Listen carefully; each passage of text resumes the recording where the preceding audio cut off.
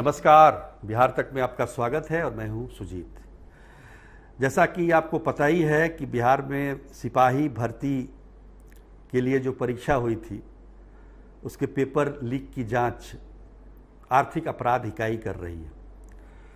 काफ़ी ज़बरदस्त तरीके से जांच कर रही है। अब तक 150 लोगों को गिरफ्तार किया है। 23 जिलों में, बिहार के 23 जिलों में 74 FIR दर्ज कर दिए हैं। दो टीमें बनाई गई हैं, उसमें SIT की भी टीम है एक। तो काफ़ी ज़बरदस्त हम कह सकते हैं कि जांच चल रही है, ताबड़तोड़ छापेमारी चल रही है और SIT को लगता है, मतलब आर्थिक अपराध इकाई को लगता है कि जल्दी ही वो उस जगह पहुंच जाएगी जहां से प्रश्न पत्र लीक हुए थे। पिछले साल भी 2022 में भी BPSC के प्रश्न पत्र लीक हुए थे, आपको याद होगा। कहां से प्रश्न पत्र निकला था वो, इसका पता आज तक नहीं चल पाया है। उसमें भी बहुत सारी गिरफ्तारी हुई थी, BDO की, सिपाही की, बहुत सारे अधिकारी जो कि परीक्षा केंद्रों पर थे तैनात। लेकिन प्रश्न पत्र कहां से निकला इसकी जानकारी आज तक नहीं मिल पाई। और सिपाही भर्ती के लिए जो 1 अक्टूबर को परीक्षा हुई और उस दौरान जो कहा गया कि प्रश्न पत्र लीक हो गया, तो ये लीक तो कहा नहीं जाएगा, क्योंकि प्रश्न पत्र लीक होने का मतलब होता है कि परीक्षा के दौरान प्रश्न पत्र परीक्षा केंद्र से बाहर आ जाए। लेकिन सिपाही भर्ती के प्रश्न जो थे वो एक दिन पहले ही बाजार में बिक रहे थे 3-3 लाख रुपए में, और जैसे जैसे समय घटता जा रहा था उसकी कीमत भी कम होती जा रही थी। जैसे 24 घंटा पहले 3 लाख है तो 20 घंटा पर वो उसकी कीमत 2.5 लाख, मतलब 24 घंटा पहले, परीक्षा के 24 घंटा पहले की बात कर रहा हूँ। तो इसी प्रकार से कीमत उसकी लग रही थी। लेकिन मजे की बात यह है कि जो इस परीक्षा को कंडक्ट करा रहे थे, जिसके अंडर में ये परीक्षा हो रही थी, केंद्रीय चयन पर्षद CSBC के अंतर्गत सिपाही भर्ती की ये परीक्षा जो हो रही थी, उनके अधिकारियों को ये कैसे नहीं पता चल पाया, जो इस परीक्षा को कंडक्ट करा रहे थे उनको तो कम से कम पता होना चाहिए कि एक दिन पहले से ही प्रश्न पत्र बिक रहा था, जैसा कि मीडिया रिपोर्ट्स में भी आ रहे हैं। पकड़ा तो तब गया था जब परीक्षा वाले दिन पटना के एक कॉलेज में गिरफ्तारी होती है कुछ लोगों की, वहीं से प्रश्न पत्र लीक की बात सामने आती है। तो कहने का मतलब ये है कि प्रश्न पत्र जब एक दिन पहले ही बाजार में बिकने लगे तो प्रश्न पत्र लीक नहीं कहा जाएगा, उसको डकैती कही जाएगी। और मैं इसलिए कह रहा हूं कि कोई ना कोई जिम्मेदारी, किसी न किसी पर जिम्मेदारी तो तय होनी चाहिए।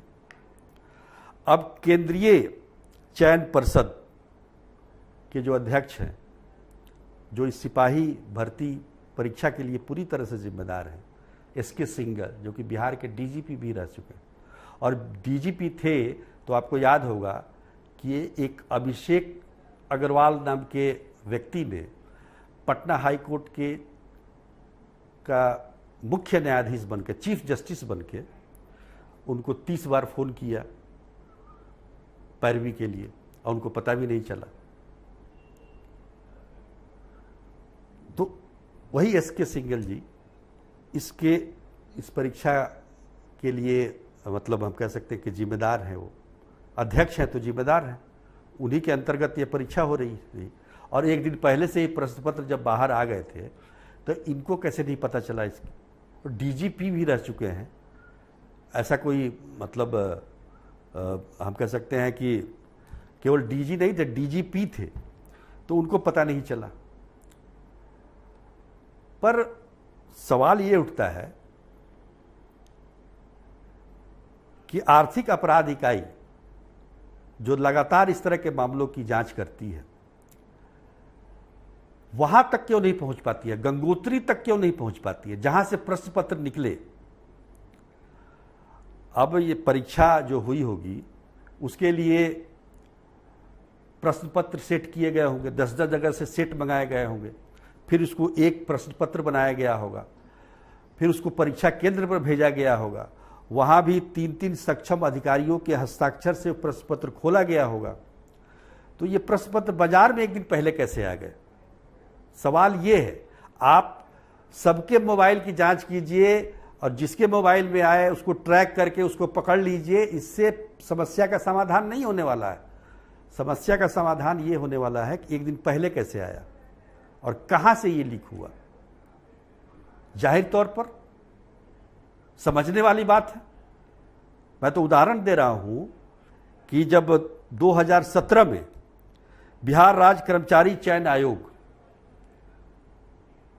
की परीक्षा के प्रश्न पत्र लीक हुए थे 2017 के फरवरी में, तो उस दौरान चयन आयोग के अध्यक्ष सुधीर कुमार को जिम्मेदार बताकर गिरफ्तार किया गया था, आपको याद होगा, और उन पर बजाबते उनको निलंबित किया गया, उन पर कार्रवाई की गई।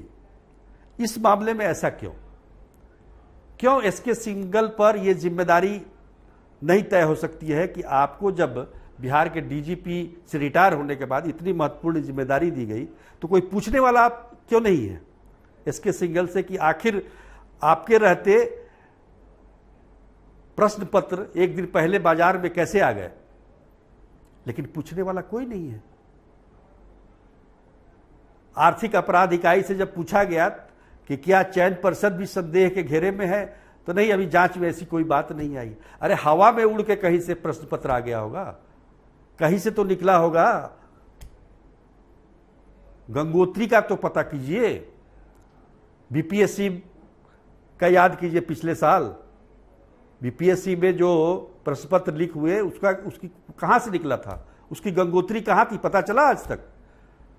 तो ऐसे जांच, देखिए किसी को भी प्रश्न पत्र अगर मिल गया तो अपने जानने वाले को, अपने रिश्तेदार निकट संबंधियों को बढ़ाता है। अब ये सिपाहियों को आप गिरफ्तार कर रहे हैं, सिपाहियों को प्रश्न पत्र किसने उपलब्ध कराया, कहां से आया वो? ये महत्वपूर्ण बात है, जांच इस पे होनी चाहिए। आज के लिए बस इतना ही, तब तक के लिए नमस्कार।